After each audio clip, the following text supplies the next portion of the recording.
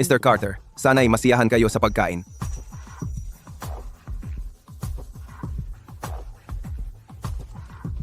Ang sarsa ng putahing ito ay hindi gaanong pareho sa dati. Mr. Carter, talaga namang napakagaling ng inyong panlasa. Napapansin ninyo kahit ang pinakamaliit na pagkakaiba. Ganito ang nangyari. Ang chef ay gumawa ng bagong timpla ng sarsa. Bagong sarsa? Sino ang chef na gumawa nito? Ito ay si Stella Evans mula sa kusina. Stella Evans? Pakikuha siya rito. Stella, lumabas ka rito ngayon din. Manager, anong nangyayari? Seryoso ka? Tinatanong mo ako kung anong nangyayari. Isang kagat lang ang kinain ni Ginoong Carter at agad niyang napansin na may mali. Espesipiko siyang humiling na makita ka.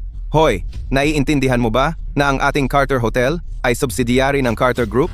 Sinusubukan mo bang idamay ang buong staff ng kusina sa kapalpakan mo? Sa karaniwan, ang sawsawang ginagawa ko ay kahit 80% katulad. Karamihan ng tao ay hindi nakakapansin ng pagkakaiba. Sino ang kayang makapansin ng pagkakaiba sa isang kagat lang? Pumunta ka roon at mag-apologize. Kung hindi ka patatawarin ng customer, mag-empake ka ng gamit mo at umalis ka agad. Naririnig mo ba ako? Sige.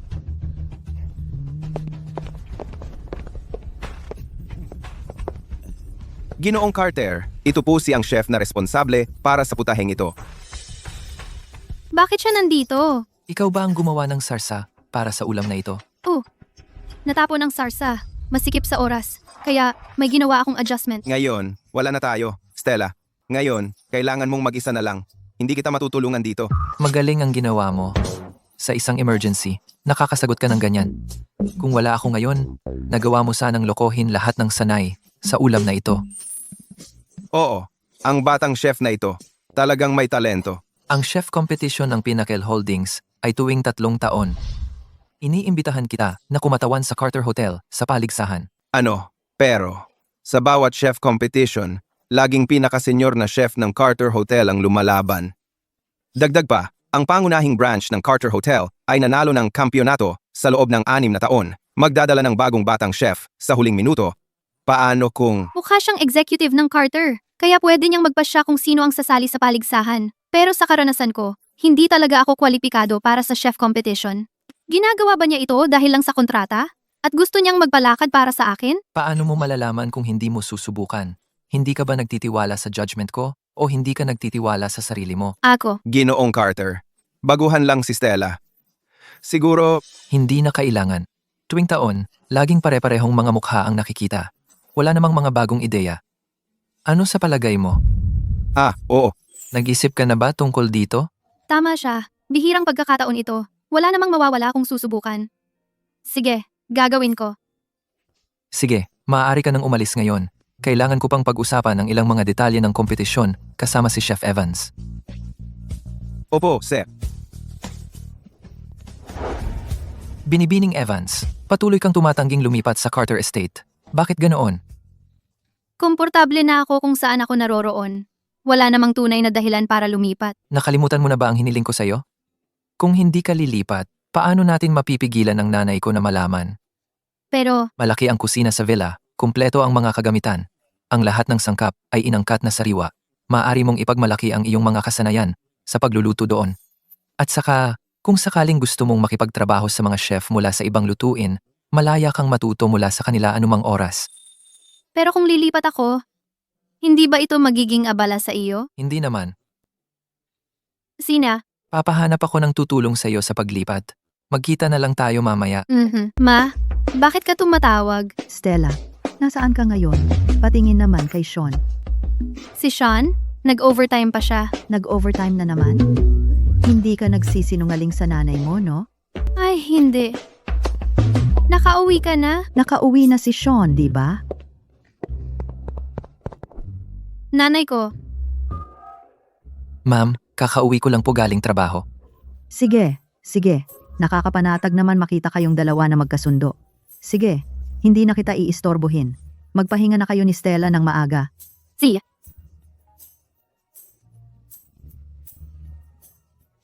Buti na lang nakauwi ka para matulungan mo ako. Salamat. Ipapadala ko sa iyo ang mga materyales para sa chef competition sa mga susunod na araw. Maghanda kang mabuti. Oo nga pala, may oras ka ba bukas ng gabi? Gusto raw kitang makilala ng nanay ko. Bukas? Ganon kabilis. Tinulungan lang kita sa nanay mo, tapos tatalikuran mo na ako? Ay, hindi. Iniisip ko lang. Ano ba ang gusto ng nanay mo? Hindi na kailangan yan. Hindi masyadong magana kumain ang nanay ko nitong mga nakaraang araw. Kaysa mag-alala ka sa regalo, magluto ka na lang ng mga simpleng ulam na pangbahay. Si. Hindi masyadong kumakain? Alam ko na ang dapat kong iluto para sa nanay mo.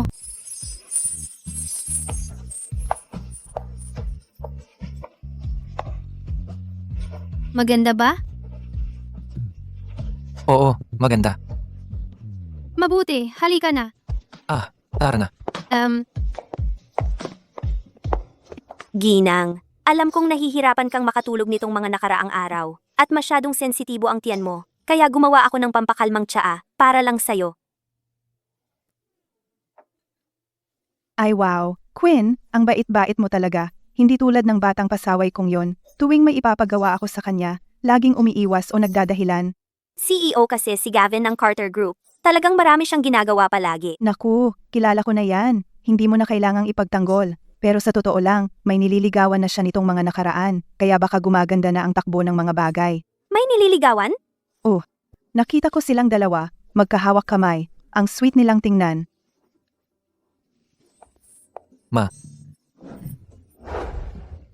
Ito si. Ito siguro si Stella Evans, di ba? Ang ganda talaga. Kumusta po, Ginang? Unang beses ko pong dumalaw. Pasensya na po sa abala. Ay, ayos lang yan, halika. Huwag kang tumayo diyan, nakakapagod yan. Kaya ito pala si Miss Evans, di ba? Ang eleganting tingin mo talaga. Kaya naman pala si Gavin ay may nakita sa'yo. Ito ang anak na babae ng... Isang matagal ng kaibigan ng pamilya. Kakabalik lang niya sa bansa, kamakailan. Stella ang gumawa ng mga meryendang ito, lalo para sa iyo. Narinig niyang hindi maganda ang gana mo sa pagkain nitong mga nakaraang araw. Kaya sinadya niyang gumawa ng magaan sa tiyan. Oh, Stella, sinikap mo talaga. Gumawa ka pa ng merienda para sa akin. Mas maalaga ka ng 100 beses kaysa sa tamad na ito. Pero sa totoo lang, wala talaga akong gana sa pagkain nitong mga nakaraang araw. Wala nang masarap sa panlasa ko. Ginang, sensitibo ang tiyan ninyo, kaya mas mabuting iwasan ninyo ang matatamis o mamantikang pagkain. Ma, sayang naman. Ang sarap ng luto ni Stella. Kailangan kong makiusap sa kanya kung gusto kong makakain. Wow, ang bango nga. Ginang, hindi naman ito espesyal. Mga merienda lang nagawa sa bahay.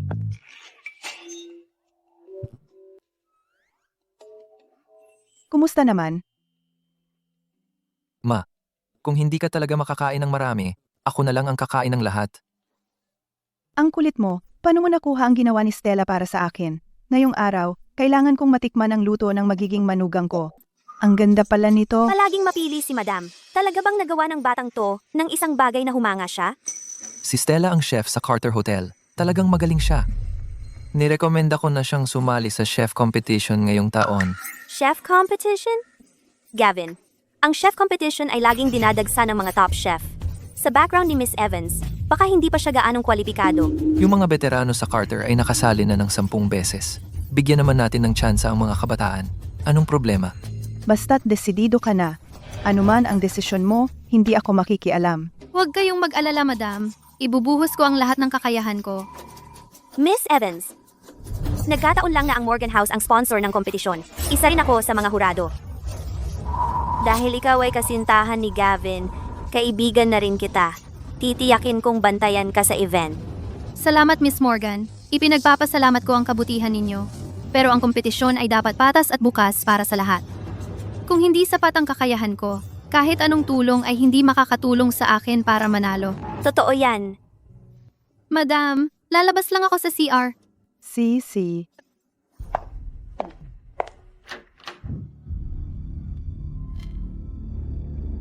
Ginang Evans, talagang ikaw ang bida ngayong araw. Hindi ko maintindihan ang ibig mong sabihin. Ang suot mo'y tiyak na napakamahal, ha? Sayang, kahit anong pilit ng manok, manok pa rin yan. Ginang Morgan, kung narito ka lang para sabihin yan, pasensya na. Hindi mo naman talaga iniisip na gusto ka ni Gavin, di ba? Hayaan mong sabihin ko sa'yo, ginagamit ka lang niya para harapin ang nanay niya. Kapag nakuha na niya ang kailangan niya, hindi na nga papansinin ni Gavin ang direksyon mo. Ginang Morgan, nasabi mo na ba ang lahat? Kung tapos ka na, humayo ka nga. Ikaw, hindi ka talaga nagagalit? Bakit ako magagalit? Kung gusto mo si Gavin, sundan mo siya. Sinusubukan mo ba akong galitin? Hayaan mong sabihin ko sa'yo, kami ni Gavin ay magkasama mula pagkabata. Alam ko ang lahat tungkol sa kanyang mga ugali at hilig. Sa huli, ako lang ang mananatili sa tabi ni Gavin. Mas mabuti pang umalis ka habang maaga pa. Kung hindi, talagang magsisisi ka. Baka mas mabuti pang itabi mo ang talumpati mo para kay Gavin. Ikaw, Stella, kung ayaw mong iwan si Gavin, paniguradong pagsisisihan mo yan. Ang paligsahan bukas? Siguraduhing hindi makasali si Stella. Sakto lang ang lagay. Pinalamig gamit ang ice pack. Hindi dapat magbago ang lasa. 2 oras na lang ang natitira bago magsimula ang kompetisyon. Kailangan kong maghanda ng maaga.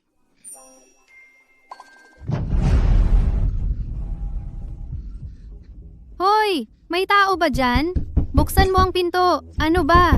Miss Evans, sa totoo lang, ikaw ang may kasalanan nito. Nakipag-away ka sa maling tao. Paalam. Sino ka? Sino ang nagpadala sa'yo rito? Hoy! Nandyan ka pa ba? Naririnig mo ba ako?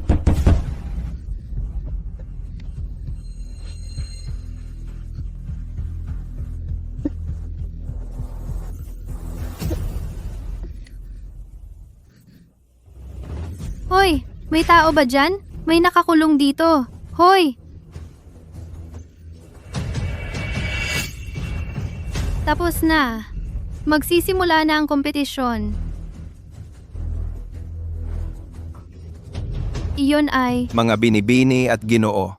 Sa susunod, magsisimula na tayo ng taunang chef competition na inorganisa ng Pinnacle Holdings. Ngayon, ipapakilala ko ang ating mga chef na maglalaban. Ang chef na ito ay ang ika-7 henerasyong tagapagmana ng isang maharlikang pamilya ng mga chef at kilala rin sa pagkakaroon ng world-class na husay sa paggamit ng kutsilyo, Chef Jones. At ito naman ay mula sa Carter Hotel, si Stella Evans. Sino si Stella Evans? Wala akong ideya. Ilang taon na akong nanonood ng chef competition at ito ang unang pagkakataon na narinig ko ang pangalang ito. Baka natakot siya at hindi na nagpakita? Anong nangyayari? Hindi ko siya kilala. Narito na ba si Stella? Hindi pa dumarating si Miss Evans. Magsisimula na ang kompetisyon. Hindi pa rin nagpapakita si Miss Evans. Nagba-back out ba siya sa huling minuto? Imposible. Sigurado ako, may mahalagang bagay na humadlang sa kanya. Alamin mo kung ano talaga ang nangyayari. Gaano karaming oras ang natitira para sa kompetisyon? 3 minuto na lang. Anong problema ng taong ito? Sino ba siya para magpakita ng ganyang kayabangan? Magpapakita pa kaya siya? Pasensya na sa inyong lahat. Na-late ako. Dito, nagsimula na ang lahat ng ibang kalahok. Bakit nandito siya? Bilisan mo, ang daming tao. Mas mabuting wag mong sirain ito. Buti na lang nakarating ako ng maaga. Mali ang temperatura. May tao ba dyan? Buksan mo ang pinto. Buksan mo. Miss Evans, ikaw lang ang may kasalanan. Nakasakit ka ng maling tao. Paalam. Sino ka? Siyang may kagagawan nito. Stella, sinusubukan mong agawin si Gavin sa akin? Hindi ka pa talaga katumbas ng level ko. Mga kalahok, 1 oras na lang ang natitira sa kompetisyon. Siguraduhin ninyong gamitin ng maayos ang inyong oras at maghanda. 1 oras na lang ang natitira. Tingnan natin kung paano mo ito tatapusin. Seryoso ba si Stella? Kung balak mong umatras, sabihin mo na lang. Gusto mong manalo sa prelims ng ganito? Pangarap lang yan. Eksakto. Kung gusto mong sumuko, sabihin mo.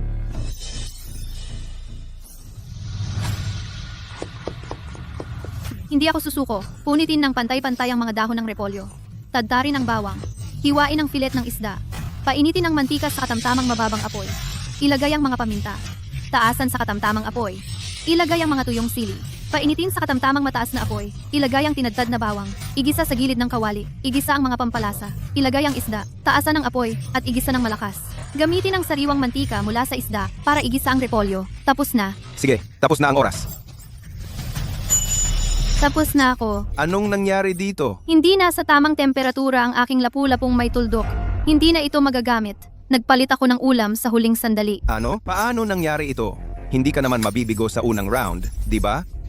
Kumusta po kayong lahat? Ako ang culinary expert na espesyal na inimbitahan ng mga organizer para sa chef competition ngayong taon.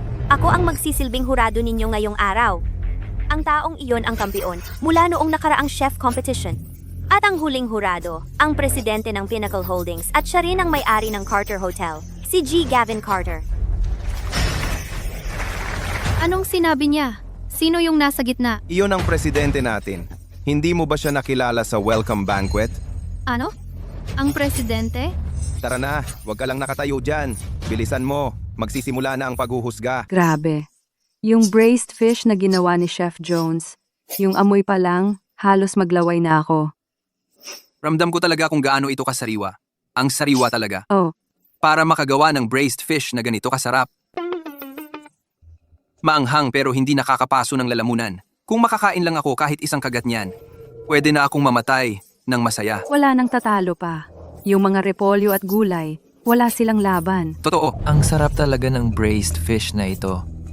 Natutunaw lang sa bibig. Kahanga-hanga.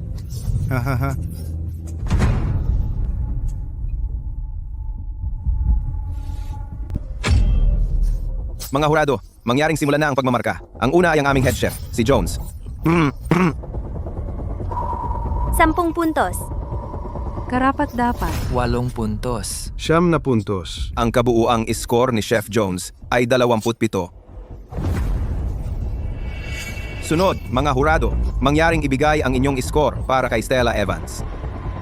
8.5. 9 puntos. 10 puntos. Stella Evans, kabuuang score, 27. Ave.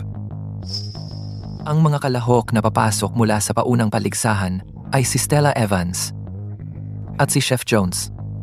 Mula sa ibang dibisyon, sina Cameron Pratt at Alex Lewis. Ang paunang paligsahan ay sa susunod na Lunes. Kayong dalawa, maghanda na. Stella, nagawa mo! Ang galing! Hindi ko akalain na si Stella ay makakapasa talaga sa paunang paligsahan. Nakakagaan talaga ng loob. Kung hindi, nakakahiya sana. Gavin. Si Stella na naman. Stella.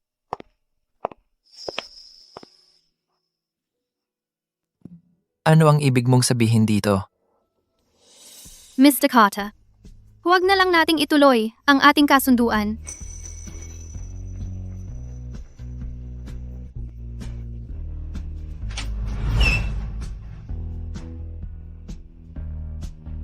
Dahilan, Hindi naman pantay ang ating relasyon mula pa sa simula. Ayokong magpatuloy ang pagkakamaling ito. napagkasunduan nating makuha ang kailangan ng bawat isa, nasisiyahan ang magkabilang pamilya. Seryoso ka bang wawasakin ang balanseng ito ngayon? Naiintindihan ko. Kumusta, Ginang? Nasaan si Gavin? Nasa loob po ang presidente at si Miss Evans at nag-uusap tungkol sa negosyo. Pero ayokong magchismisa ng mga ibang tao na nakuha ko lang ang lahat ng ito dahil sa iyo. Stella, kung talagang iniisip mo lang ang sasabihin ng mga taong iyon, sana ay pag-isipan mong mabuti. Seryoso ka bang isusuko ang nararapat sa iyo dahil lang sa mga taong walang kwenta? Ano pang hinihintay mo? Isa lang akong tagaluto. Ikaw ang presidente ng Carter Group. Ang pagdurog sa akin ay kasing dali ng pagpisat sa langgam. Ako. Ginang, malapit nang lumabas si Mr. Carter. Bakit hindi po kayo maghintay sa may pinto? Huwag kang gumalaw. Tulungan mo ako. Naku po. Hala, akala ko nag-aaway kayo o ano? Nagkamali pala ako. Nanay, anong ginagawa mo rito? Nagulat talaga kami. Kumusta po, Ginang? Ayos lang, nandito lang ako para kay Stella. Stella? Dinalaw kita para batiin ka sa pagpasa mo sa prelims. Magaling ang ginawa mo. Salamat po, Ginang. Ipakita mo ang best mo sa finals. Nasa likod mo ako. Oh? At ikaw, alagaan mo si Stella, ha? Nanay, sige. Ayos. Magpatuloy kayo, aalis na ako.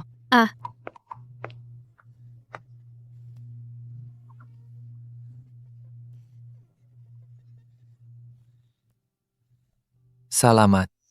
Hindi mo na kailangang magpasalamat. Ito ang napagkasunduan natin dati. Ibig mong sabihin, tuloy pa rin ang usapan natin? Tama.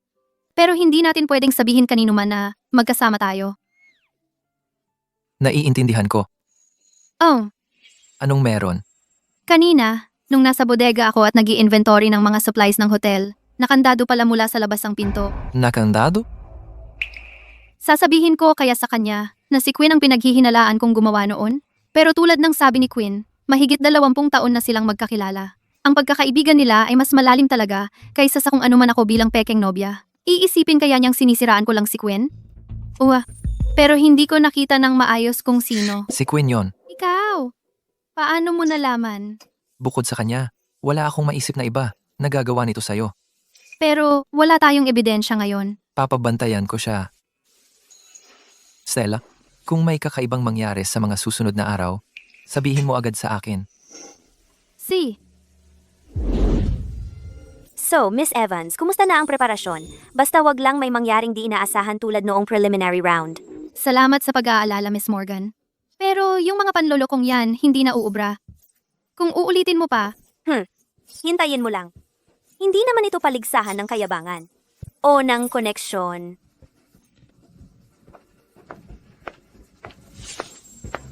Lahat ng kalahok mangyaring tumungo sa inyong mga lugar. Atensyon, mga ginang at ginoo. Ang tema para sa final round na ito ay Back to Basics. Aking ipinahahayag na ang paligsahan ay magsisimula na. Noong nakaraan, nakapasa si Stella sa next round sa paggisa lang ng repolyo. Magaling talaga siya. Suportado ko si Chef Jones. Stella, Hoy, anong ginagawa niya? anong nangyayari? Ano bang ginagawa ni Stella ngayon? Hindi ko talaga maintindihan. Sa halip na metal na kutsilyo, sinasala niya ang tofu gamit ang sinulid. Matalino nga yon. Si Chef Jones pa rin ang pinakamagaling. Oo nga, Tingnan nyo. Pumili si Chef Jones ng pork ribs at carrots. mukhang ngayon si Stella ay siguradong matatanggal na. Alam naman ng lahat na ang sabaw ni Chef Jones ay walang patapat. ipapakita ko sa'yo kung ano talaga ang isang master chef. Isang dakot ng hiniwang sibuyas dahon. Ikalat ang mga ito ng pantay sa sopas ng tokwa. Pag gumulo na, hinaan ang apoy at hayaang malagkit. Pagkatapos ng 15 minuto, buksan ang takip at lakasan ng apoy. Haluin ang pantay. Ihain na. Tapos na. Sige, tapos na ang oras. Wow, ang bango nito. Ang tokwa na ito, mukhang simple lang ito. Oo, seryoso. Hula ko. Baka si Stella ay nasa problema.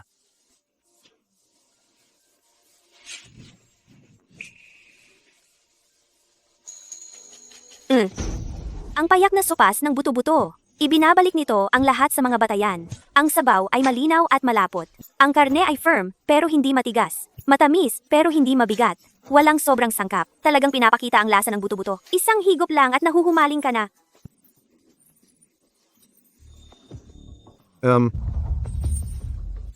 Ang tokwa na ito ay hindi rin masama. Ipinapanatili nito ang orihinal na lasa ng tokwa. Ang pag-season ay talagang perpekto. Ginamit pa niya ang chicharon para pataasin ang amoy. Ito ay nakakagulat na masarap. Masarap. Paano ito nangyari? Siya ang gumawa ng sopas na ito? Mga hurado, mangyaring simulan na ang pagmamarka. Una sa lahat, ang ating kalahok, si Stella Evans.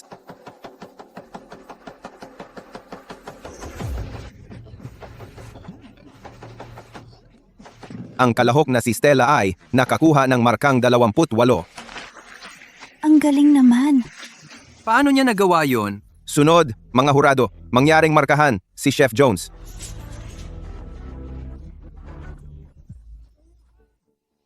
Si Chef Jones ay nakakuha rin ng mataas na markang 28. Questions, Z. Ngayong pagkakataon, Ay talagang, Isang bihirang tabla.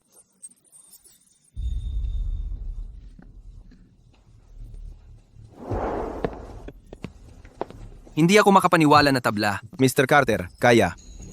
Tiebreaker. Oh. Dahil sa mga espesyal na pangyayaring ito, nagpasya ang mga organizer ng tiebreaker upang matukoy ang huling kampiyon. Lahat ng kalahok, mga hurado at mga manonood mangyaring magpahinga sandali. Ang tiebreaker ay magsisimula sa loob ng 3 oras. Tiebreaker? Unang beses pa lang to? Ang kompetisyong ito ay tumatakbo na ng mahigit 10 taon at hindi pa ako nakakita ng tabla dati. Oo nga. Ganoon ba kagaling si Stella? Tofu lang yun eh. Paano nakuha ang ganoong kataas na marka? Gavin, Ang galing mo sa pagluluto, mas mataas pa kay Chef Jones. May duda ako noon. hindi mo na kailangang sabihin. Naiintindihan ko. Pero ang pagtanggap mo, sapat na yon. Ang ugali mo ay karapat-dapat sa papuri. Sinabi ko na ito dati, pagdating sa pagluluto. May tunay kang talento. Stella, hintayin mo lang. Pangako ko, sisirain kita ng lubusan. Salamat sa paghihintay, mga kasama. Magsisimula na ulit ang kompetisyon. Una sa lahat, pasalubong natin ang sponsor ng venue, si G. Gavin Carter, para ipakita ang mga pangunahing punto ng round na ito. Pinabati ko kayong lahat sa pagpasok sa finals. Ang tema ng huling round natin ay ang diwa ng lasa. Ang sinusubok natin ay hindi lang ang inyong kasanayan sa pagluluto, kundi pati ang inyong pag-unawa sa lutuin. Mayroon kayong 2 oras para sa kompetisyon. Sige, magsimula na tayo. Bakit parang amoy kemikal?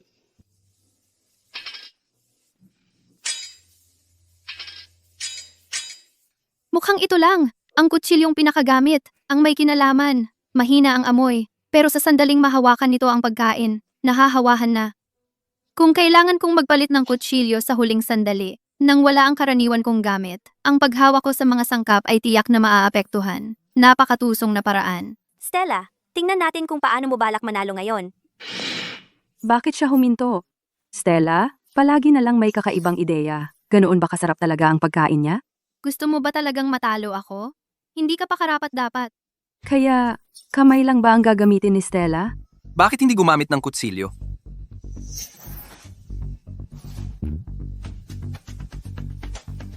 Tapos na ang oras. Maaari bang ipakita ng 2 chef ang inyong mga putahe? Mga hurado, mangyaring simulan ninyo ang pagtikim. Ang bango pala talaga.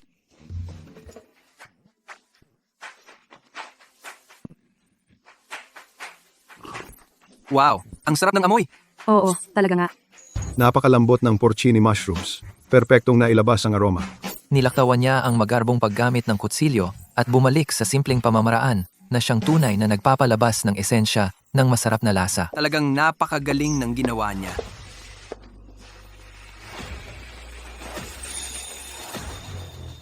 Sa pamamagitan nito ay inihahayag ko na ang nagwagi ng chef competition ngayong season ay si Stella Evans. Nagawa ko talaga.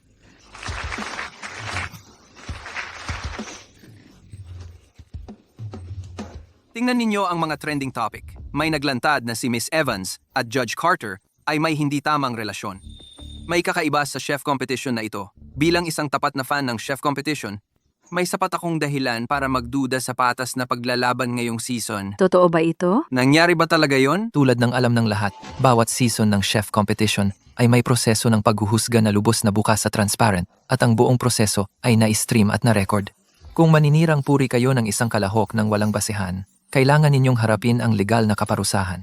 Kung pagdududahan ninyo ang patas na paglalaban o ang profesionalismo ng mga hurado, ang legal team ng Carter ay laging handang tumugon. Ang Carter Group at ang pangunahing organizer, ang Pinnacle Holdings, ay matagal nang magkatuwang. Sila rin ang matagal ng sponsor ng chef competition sa loob ng maraming taon. Sa palagay ko, hindi nila isusugal ang sarili nilang reputasyon. Eksakto. Naniniwala pa rin ako sa kredibilidad ng Carter Group. Tutol ako. Anong nangyayari? Sino siya? Gavin, paulit-ulit mong sinasabing patas ito? Pero gusto kitang tanungin, ikaw ba at si Miss Evans ay talagang huwes at kalahok lang? Queen, nanggugulo ka na naman ba? Sagutin mo lang ako, oo o hindi. Diyos ko, grabe ang drama. May relasyon ba talaga si Mr. Carter sa babaeng ito? Si Miss Quinn ay kaibigan ni Mr. Carter mula pagkabata. Hindi siya magsisinungkol tungkol dito. Ay, ang gulo naman. Kailangan nating imbestigahan ng buo ang nanalong ito. Ang personal na relasyon ko kay Miss Evans ay walang kinalaman sa propesyonal na paghuhusga.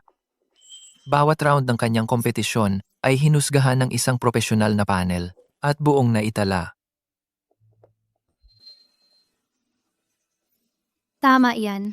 Miss Quinn, dahil pinagdudahan mo ang relasyon ko kay Mr. Carter, may ilan akong tanong na gusto kong itanong sa iyo. May tutol ka ba? Ano ang ibig mong sabihin? Hoy, lahat, tingnan niyo kung anong uso. Ito. Siya, Ginoong Carter, tingnan nyo. Binibining Morgan, ang pagkuha sa pangunahing kagamitan ng kalahok ay napakadelikado. Tigilan mo yan. Gawin mo lang ang sinabi ko. Kung magtatagumpay ka rito, makakakuha ka ng iyong gantimpala. Gusto kong si Stella ay mawalan ng lahat ng dignidad. Huwag kang mag-alala, Binibining Morgan. Sisiguraduhin kong magagawa ito ng tama.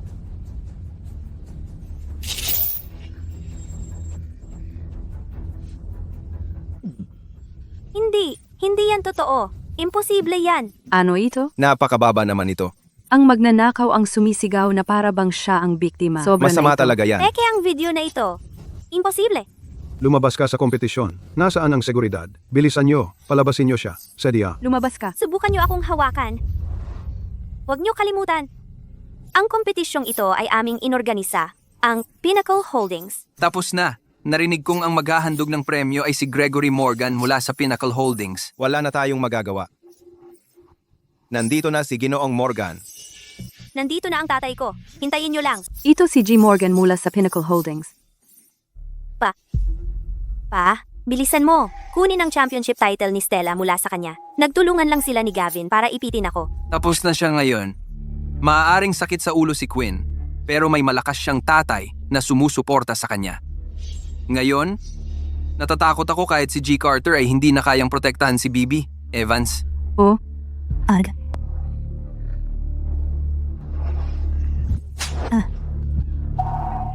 Diyos ko, ano bang nangyayari? Ito. imposible. Huwag mo akong tawaging pa. Sinaktan ba talaga niya? Pakikipagsabwatan sa mga empleyado, pang-aapi sa mga kalahok, at ayaw pa ring magbago. Ito ba ang itinuro namin sa iyo? Ibinubunyag ni G. Morgan ang sarili niyang anak para sa hustisya. Sang-ayon ako dyan. Umuwi ka at mag-isip-isip. Ipapa-freeze ko ng aking sekretarya ang lahat ng iyong bank cards. Pa! Umuwi ka na lang. President Morgan ay talagang makatwiran. Hindi talaga niya kayang tiisin ang kalokohan. Si Quinn ay kanyang ampon na anak na babae lamang. Karaniwan, hindi siya masyadong nagbibigay pansin sa pagpapalaki sa kanya. Kaya nga ganoon ang naging resulta niya. Lahat, taos-puso akong humihingi ng paumanhin. Dahil sa aking pagpapabaya sa pagpapalaki ng aking anak na babae, nagdala ako ng abala sa inyong lahat. Sa ngayon, sa ngalan ng Pinnacle Holdings, nais kong magpahayag para sa paligsahang ito. Ang lahat ay magiging ganap na patas at walang kinikilingan. Sa pamamagitan nito, opisyal kong inihahayag na ang nagwagi sa paligsahang ito ay si Miss Stella Evans. Talagang karapat-dapat siya. Kasabay nito, makakatanggap siya ng pagkakataon para sa internship sa isang Michelin 3-star restaurant at isang premyong ₱1,000,000. Binabati kita, Miss Evans. Napanood ko ang live stream. Ang paraan ng pagiging kalmado mo sa ilalim ng pressure ay talagang tumatak sa akin. Ginoong Morgan, sobra naman po ang papuri ninyo. Mukhang kamukha ni Binibining Evans. Ang isang taong dati kong kilala. Oh? Wala lang.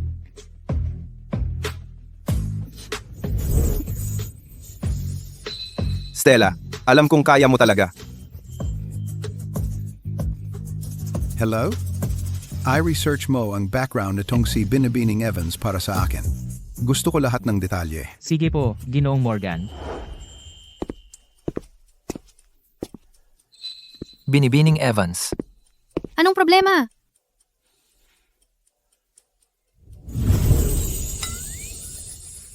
Ano ito? Ang bonus para sa pagkapanalo sa championship, $2,000,000. Hindi ko ito matatanggap, Ginoong Carter. Masaya na ako sa $1,000,000 na bonus. Hindi ko talaga kayang tanggapin pa Bukod pa riyan, tinulungan mo na ako sa problema kay Quinn. Nanalo ka ng championship para sa Carter Hotel. Ito ang nararapat sa iyo. Tungkol naman kay Quinn, nakuha niya ang nararapat sa kanya. Kahit ano pa ang mangyari, talagang nagpapasalamat ako sa iyo. Pero nafe-feel ko lang na ang paghawak nitong 3 milyon ay nakakabagabag sa akin. Paano kaya kung gamitin ko ang perang ito para bumili ng regalo para sa kanya? Tama, bumili ng isang makabuluhang regalo. Papunta na ako. Nanay, anong dala mo rito? Well, narinig ko lang kasi na nanalo ng unang pwesto si Stella para sa Carter Hotel natin. Gusto ko lang mag-congratulate. Kayong dalawa, may tinatago ba kayo sa akin? Ha?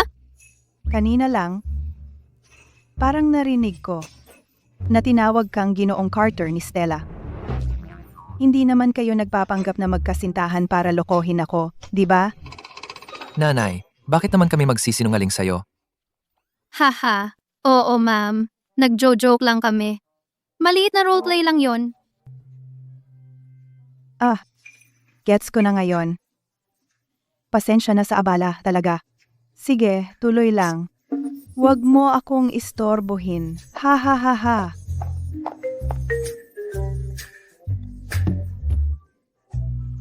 Mga binibini at ginoo, ang susunod na item sa subasta ay isang huling bahagi ng ika-19 na siglong Royal Workshop Blue Diamond Brooch. Ang panimulang tawad ay 1,800,000. Heto na, ibinibigay ko ang bros na ito kay Gavin. Malamang magugustuhan niya ito. 88万美元， 100万美元。 120万美元， 1,200,000 minsan. 1,200,000 dalawang beses. Ngayon, ako naman.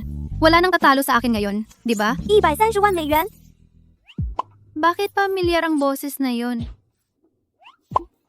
Paano naging siya? 135万美元。 140万美元。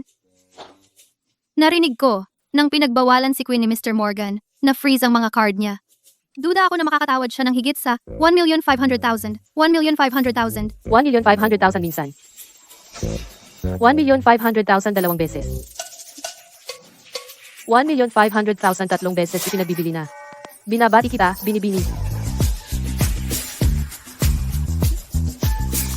Stella, ikaw talaga. Alam ba ni Gavin na kinuha mo ang pera niya para magpakitang gilas? Miss Morgan, pinaghirapan ko ang perang yan sa sarili kong kakayahan. Ang bilhin ko dito ay wala kang pakialam. Wala akong kailangang ipaliwanag kanino man. At tungkol naman sa pera ni Gavin, sigurado akong wala kang pakialam doon.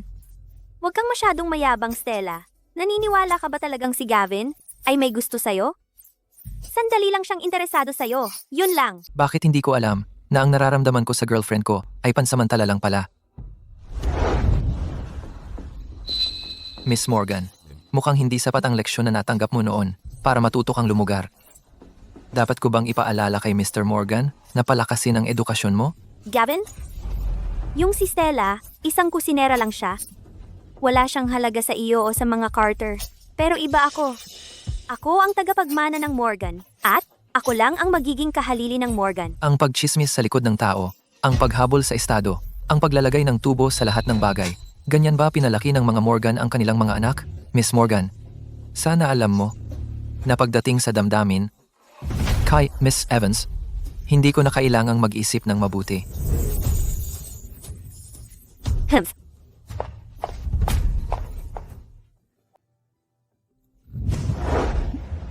Ayos ka lang ba? Nanggulo ba siya sa'yo? Okay lang ako. Nagtalo lang kami ng kaunti. Ganun lang. Kaya ko ito. Siya nga pala, bakit ka nandito? Sinabi sa akin ni Ast, Luis na nandito ka. Nag-alala ako baka magkaproblema ka sa kanya, kaya dali-dali akong pumunta rito. Tara, umuwi na tayo. Oh. Ang galing-galing na ni Gavin sa paghawak ng kamay ngayon. Nasaan siya? Babalik na lang ba ako mamaya?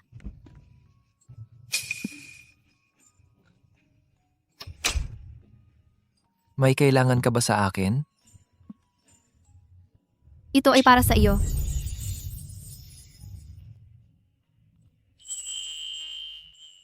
Para sa akin?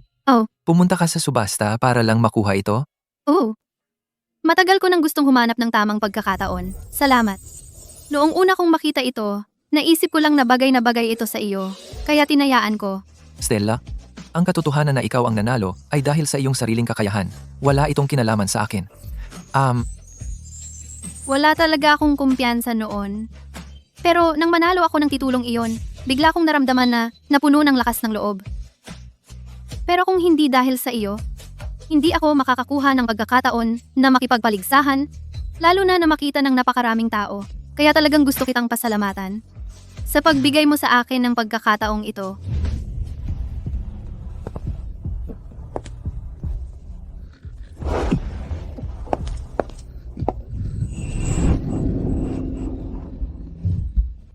Ayos ka lang ba? Hindi, ayos lang ako. Well, alis na ako. Oo nga pala.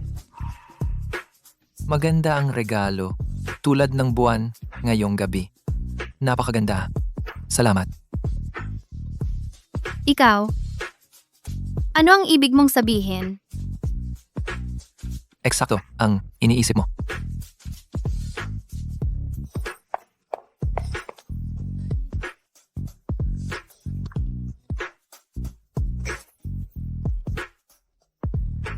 Magandang umaga.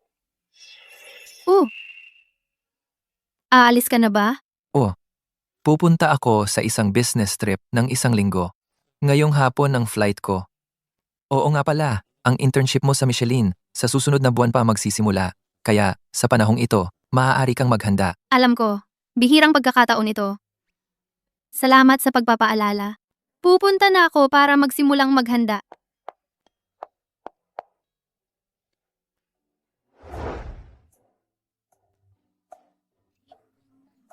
Low temperature sous vide sa loob ng 8 minuto.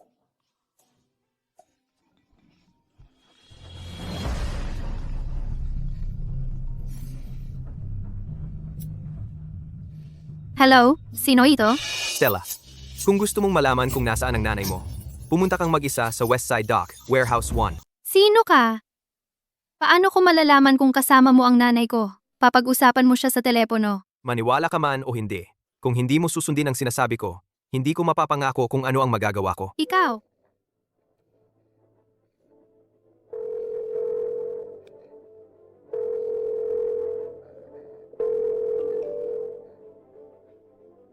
Westside Dock, Warehouse 1. Tandaan mo, mag-isa kang pumunta.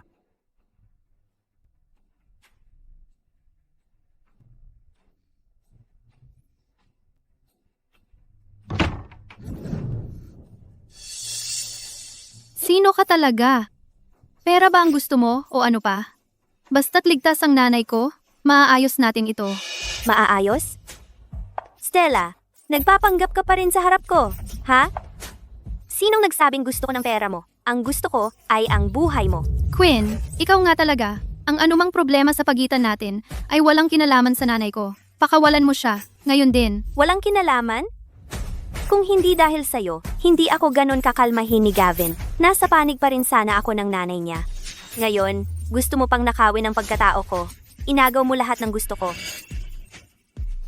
Pero ano ngayon? Ngayong nasa kamay kita, kahit si Gavin, hindi ka maililigtas. Quinn, malaking krimen ang pagdukot. Kung titigil ka na ngayon, may oras pa para ayusin ang lahat. Baka kayang protektahan ka pa ng Morgan. Titigil? Kapag natapos na kita, saka ako titigil. Tigil. Stella, Pinagpalit mo ako? Quinn, pakawalan mo si Stella ngayon din. Hindi kita pananagutan kung gagawin mo. Gavin, sa tingin mo talagang maniniwala ako sa kalokohan mo? Seryoso ako sa sinasabi ko. Basta, wag mo siyang saktan. Magkano man ang hilingin mo. Babayaran ko ang kahit ano. Gavin, hanggang dito ka para sa babaeng ito? Sulit ba talaga? Sulit? Ano? Sabi ko, sulit. Basta, pangako mong hindi mo siya sasaktan. Gavin, akala ko talaga malamig ka at walang puso. May puso ka rin pala? Himp, Quinn, ano ba ang gusto mong gawin? Pagpatay ito. nababaliw ka na. Kung may sisihin ka, sarili mo ang sisihin. Ikaw ang nang-agaw sa akin. Bakit ba ganoon ka kadesidido na kunin ang akin, Stella? Stella, hindi ko naman sinasadya na kunin ang buhay mo.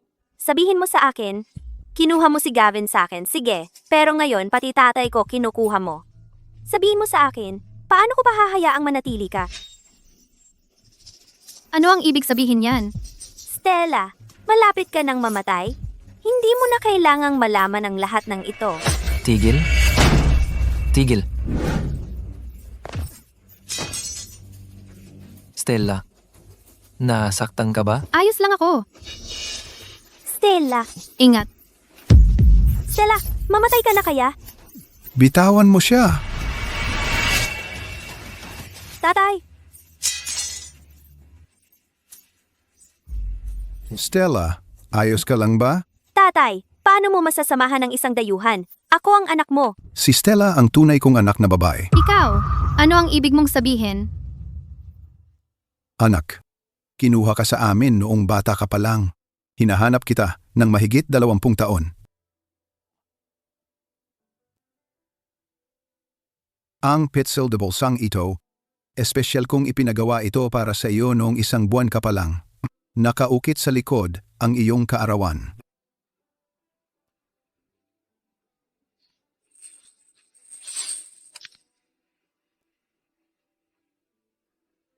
Ang petsang ito.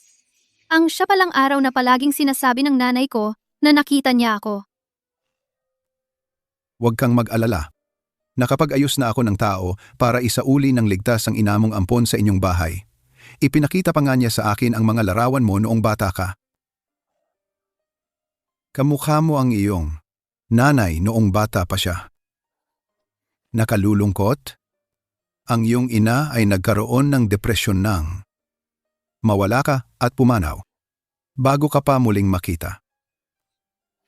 Pero bakit napakatagal bago mo ako natagpuan?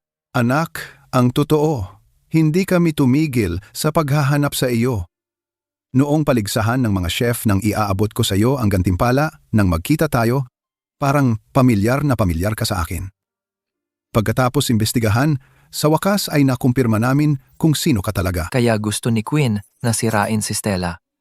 Dahil hindi ako nagkaroon ng sariling anak at dahil sa pressure mula sa mga Morgan, inaampon ko si Quinn.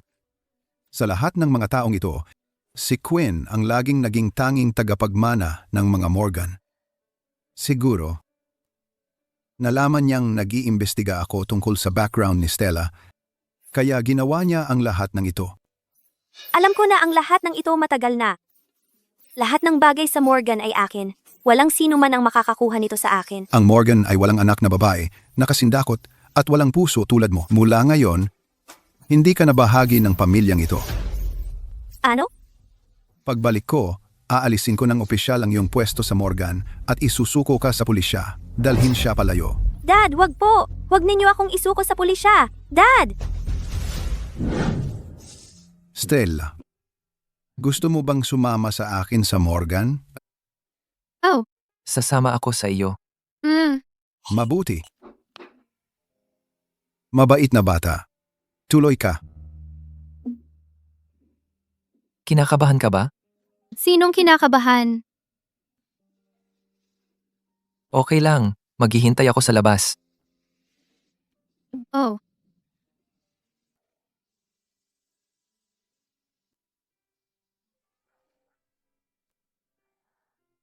Ang nanay mo. Dito tumira bago siya pumanaw. Simula nang umalis siya, natatakot akong masyadong masakit ang mga alaala, kaya hindi na ako muling pumasok dito. Pero may naglilinis at nag-aalaga dito araw-araw. nanay, ako ito, si Stella. Uwi na ako. Oh, kung buhay pa siya, hindi ko maisip kung gaano siya kasaya makita ka ngayon. Tatay. Ako na ang bahala.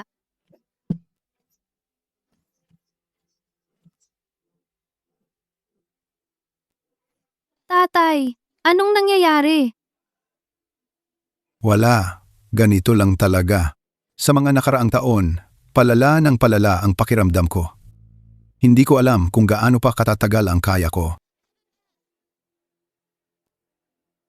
Tatay, mabubuhay ka hanggang 100 taon. Sige, sige. Kahit para lang sa iyo, ipagpapatuloy ko ang laban. Stella, kumusta ka na nitong mga nakaraang taon? Oo, huwag kang mag-alala sa akin. Ngayon, chef na ako, tulad ng gusto ko. At marami na rin akong natutunan sa pagluluto. Talagang magaling si Stella pagdating sa pagluluto. Nanalo na siya sa ilang paligsahan. Wow, di katakatakang parte siya ng pamilyang Morgan. Talagang namamana sa pamilya. Tama. Ho.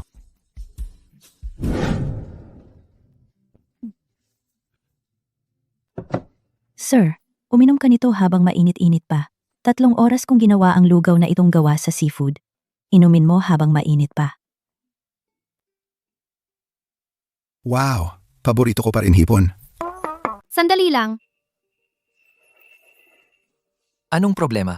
Tay, dapat 3 beses sa isang araw mong inumin ang gamot? 3 beses sa isang araw? Pagkatapos kumain, di ba? Oh, yun ang sinabi ng doktor sa akin. Stella, anong meron? Yun nga, ang gamot na iniinom mo, gumagawa ng mga lason kapag kinain kasabay ng seafood. Kung patuloy mong iinumin ng ganyan, unti-unting makakasira sa nervous system mo. Ano?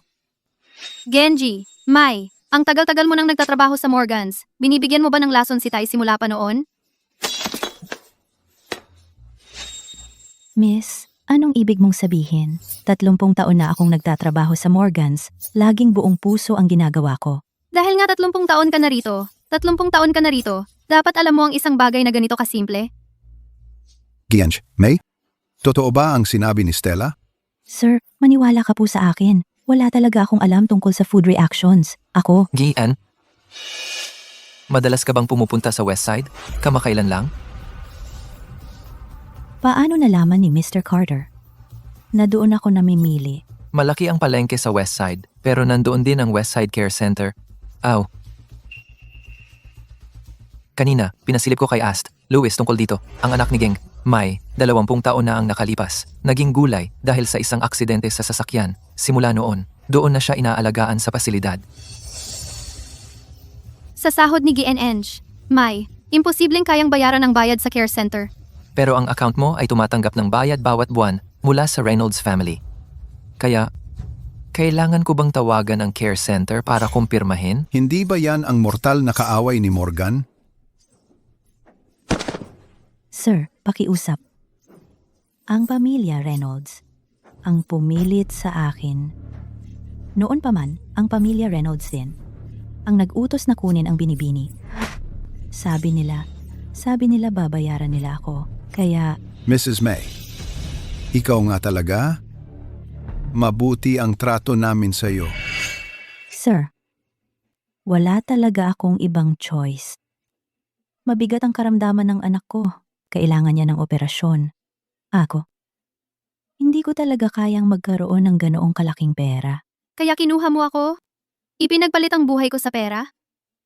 Ako, ginawa ko yon para sa anak ko.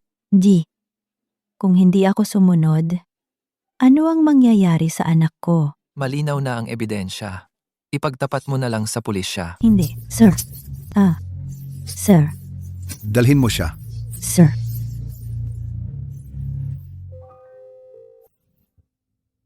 Ang misteryo ay sa wakas nalutas na. Stella. Mapapahinga na ang nanay mo ngayon. Kahit na nasa langit man siya. Pwede mo ba akong dalhin para makita si nanay? Sasama ako sa'yo. Evelyn, bumalik ang anak natin para makita ka. Malakas at mabait siya, tulad mo.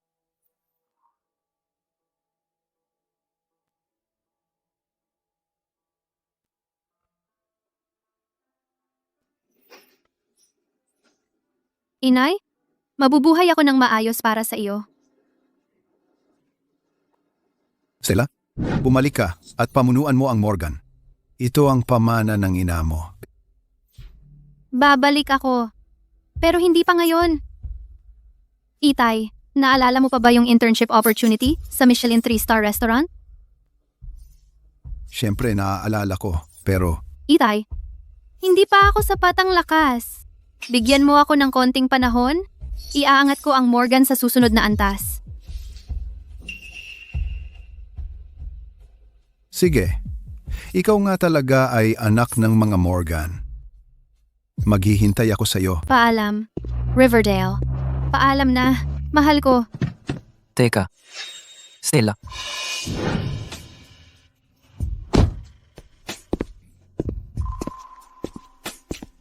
Anong ginagawa mo rito?